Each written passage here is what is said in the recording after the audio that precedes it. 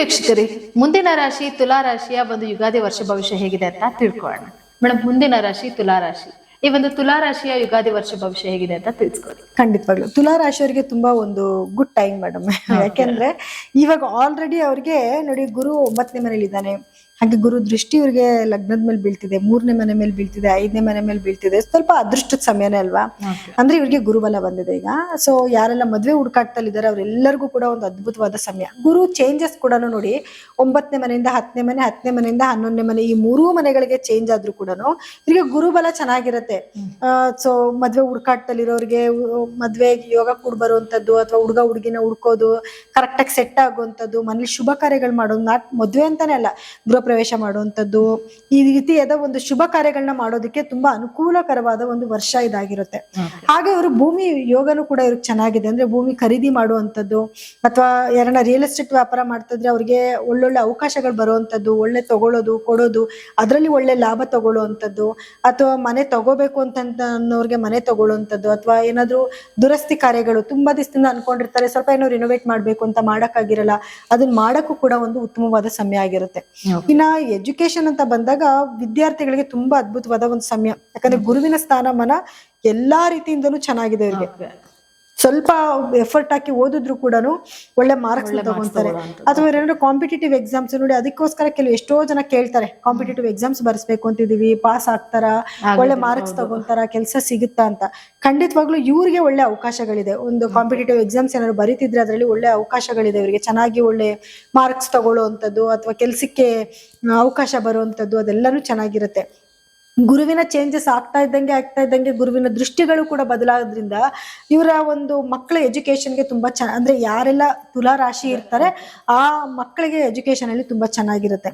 ಇನ್ನ ರೈತರು ಅಂತ ತಗೊಂಡಾಗ ರೈತರಿಗೂ ಕೂಡ ಅಷ್ಟೇನೆ ಗುರುಬಲ ಬಂದಿದೆ. ಸೊ ಬೆಳೆನಲ್ಲಿ ಒಳ್ಳೆ ಇದನ್ನ ನೋಡ್ಬೋದು, ಇಳುವರಿನ ನೋಡ್ಬೋದು ಇವರು. ಸೊ ಅವ್ರಿಗೂ ಕೂಡ ತುಂಬಾ ಚೆನ್ನಾಗಿರುತ್ತೆ.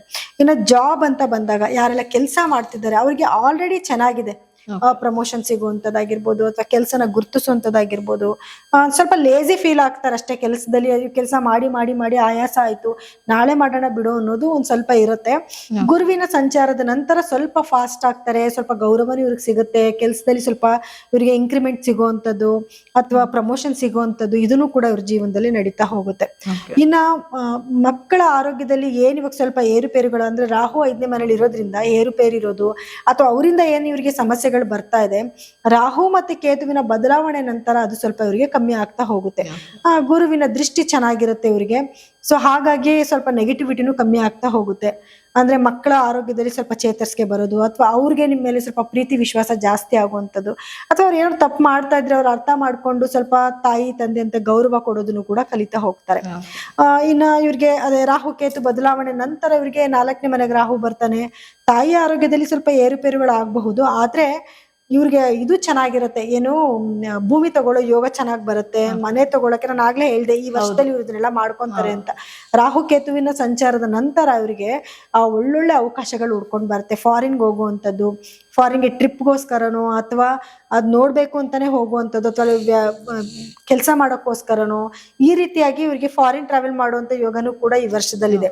ಇನ್ನು ಕೇತುವಿನ ಸಂಚಾರ ಇವಾಗ ಇರೋದ್ರಿಂದನೇ ಅವರಿಗೆ ಸ್ಪಿರಿಚುವಲ್ ಟ್ರಾವೆಲ್ ಸ್ವಲ್ಪ ಜಾಸ್ತಿ ಮಾಡ್ತಾರೆ.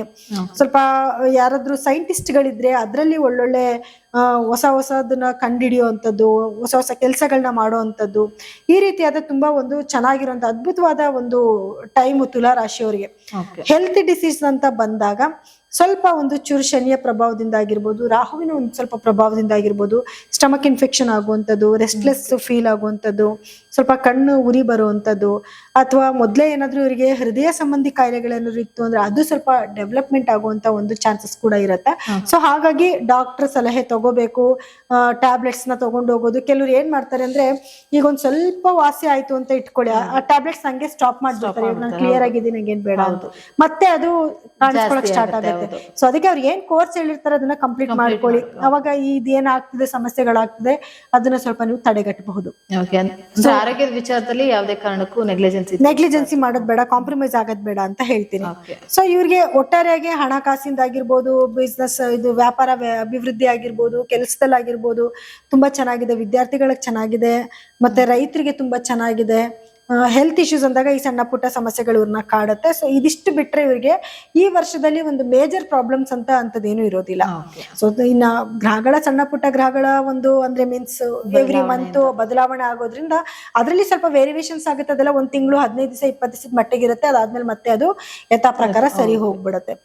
ಸೊ ಇವ್ರ ಪರಿಹಾರವಾಗಿ ಏನ್ ಮಾಡ್ಕೊಬೇಕು ಅಂತಂದ್ರೆ ಇವ್ರು ನೋಡಿ ಪ್ರತಿ ಶುಕ್ರವಾರ ದಿವಸ ಲಕ್ಷ್ಮಿ ಆರಾಧನೆ ಜಾಸ್ತಿ ಮಾಡ್ಬೇಕಾಗತ್ತೆ. ಮತ್ತೆ ಶುಕ್ರ ಗ್ರಹದ ಬೀಜ ಮಂತ್ರನ ಪಠನೆ ಮಾಡ್ಬೇಕಾಗತ್ತೆ. ಲಲಿತ ಸಹಸ್ರನಾಮ ಕೇಳೋದು ಅಥವಾ ಹೇಳ್ಕೊಳ್ಳುವಂಥದ್ದು. ಮತ್ತೆ ಇವರು ವಿಷ್ಣುವಿನ ಆರಾಧನೆ ಸ್ವಲ್ಪ ಮಾಡುವಂಥದ್ದು. ಶನಿವಾರ ಸ್ವಲ್ಪ ದಾನ ಧರ್ಮ ಮಾಡುವಂಥದ್ದು. ಇದಿಷ್ಟನ್ನು ಮಾಡ್ಕೊಂಡ್ರೆ ಸಾಕು ಮೇಡಮ್, ಇವ್ರಿಗೆ ಏನೇ ನೆಗೆಟಿವಿಟಿ ಬಂದ್ರೂ ಕೂಡ ಪಾರಾಗ್ಬೋದು.